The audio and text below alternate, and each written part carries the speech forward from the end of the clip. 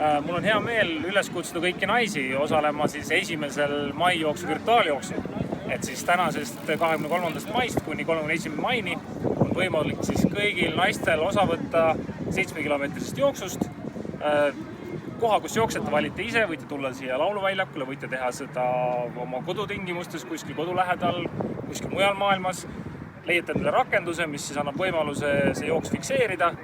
Registreerite kodulehel siis jooks.ee ennast ära. Kõik, kes lõpetavad, saadavad sellest tõendi. Kõik saavad ka medali, mis saadetakse postiga koju. Suur eesmärk oleks ka see, et me teeksime ajalugu ja viiksime läbi siis Eesti suurima virtuaaljooksu. Et see on praegu umbes, rekord on kuskil 3900.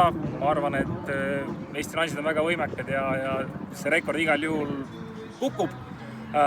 Võtke hea tuju, võtke oma sõbrannad, lapsed, kes iganes kaasa, nautige sporditegemist, nautige liikumist ja täpselt jooks.ee on see, kus leiate kõik vajaliku informatsiooni ja ma arvan, et see periood, kus me kõik pikalt oleme kodus olnud, et asjad leevenevad, on võimalik jälle nautida varsti lähenevat suve ja tänastes tingimustes on see just super just teha midagi vabas looduses ja just nautida sporti.